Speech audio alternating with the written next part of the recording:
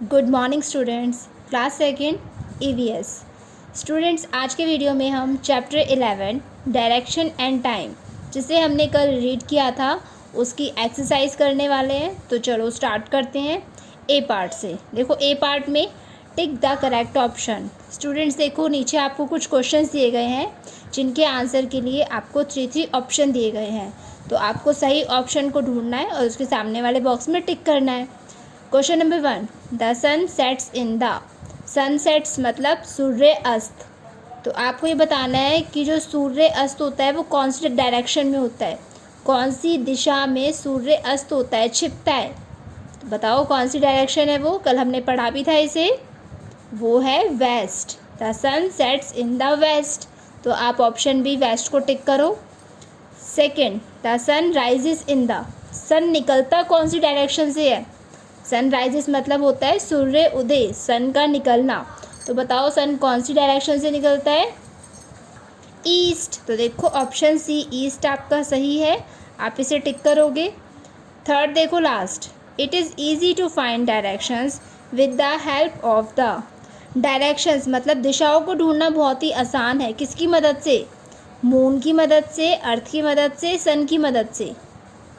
तो सन की हेल्प से हम इजीली डायरेक्शंस को ढूंढ पाते हैं। तो आप ऑप्शन सी सन को टिक करोगे।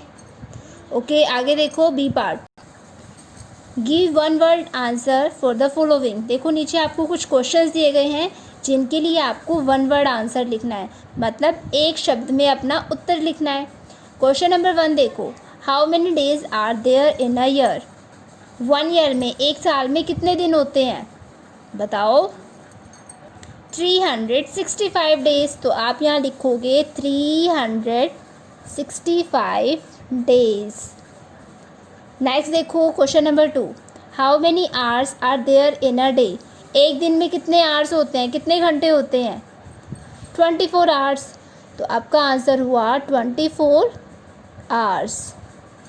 Question number 3, how many days are there in a week.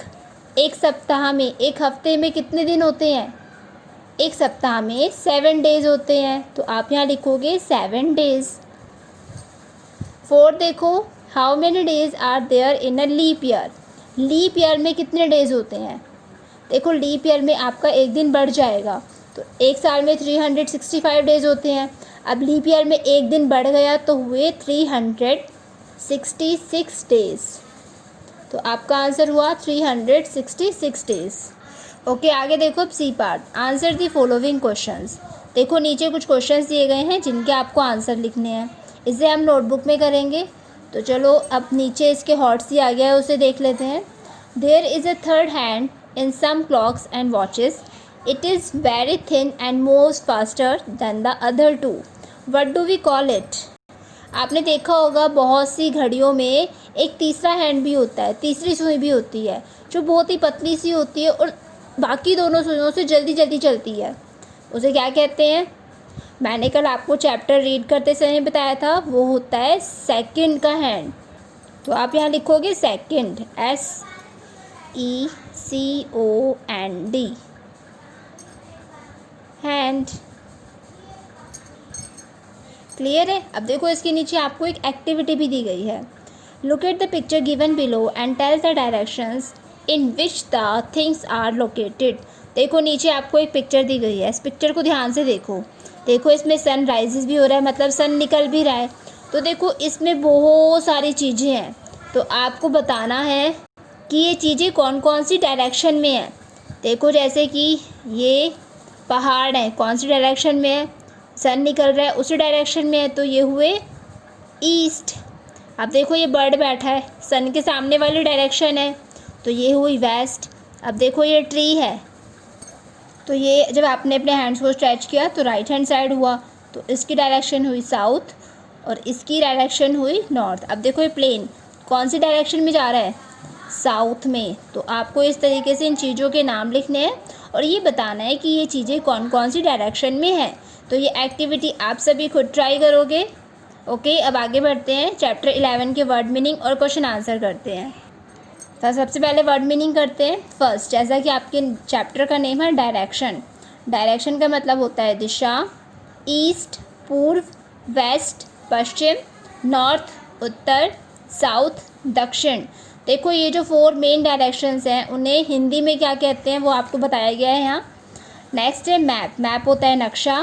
Time समय, सनराइज सूर्योदय, सनसेट सूर्यास्त, क्लॉक घड़ी, सरफेस सतह। तो ये 11 वर्ड मीनिंग है, इन सभी को आप नोटबुक में नोट करोगे। अब आगे देखो question answers. Question number 1, what is a map? Map क्या है? तो इसका आंसर आप लिखोगे a map is a drawing of the earth on a flat surface. Map earth की एक ड्राइंग होता है जो कि फ्लैट सरफेस पे बनी होती है, तो उसे कहते हैं मैप, मतलब नक्शा। Question number 2, name 4 directions. जो हमने मेन 4 डायरेक्शंस पढ़ी थी, आपको उनके नाम लिखने हैं। तो कौन कौन सी डायरेक्शन है? East, west, north and south. बेटा आप सभी को इन चारों डायरेक्शंस के नेम लर्न करने विद स्पेलिंग्स। ओके, अब नेक्स्ट देखो क्वेश्चन नंबर 3, लास्ट क्वेश्चन है ये। Define day time and night time. इसमें आपको बताना है नाइट टाइम और डे टाइम क्या होता है, तो हमने यही पढ़ा था। चलो पहले डे टाइम करते हैं। Period between sunrise and sunset is day time. देखो वो समय जो सनराइज से लेके सनसेट के बीच में होता है उसे डे टाइम कहते हैं, और वो समय जो सनसेट से लेके सनराइज के बीच का होता है उसे नाइट टाइम कहते हैं। क्लियर है बेटा? ओके, तो ये चैप्टर 11 आपका कंप्लीट हुआ। आप सभी चैप्टर 11 के हमने जो जो क्वेश्चन आंसर और वर्ड मीनिंग कर रहे हैं उन्हें अपनी नोटबुक में करोगे। ए एंड बी पार्ट को आप अपनी बुक में करोगे और उस एक्टिविटी को भी अपनी बुक में करोगे। ओके, तो चलो हमारा चैप्टर 11 कंप्लीट हुआ।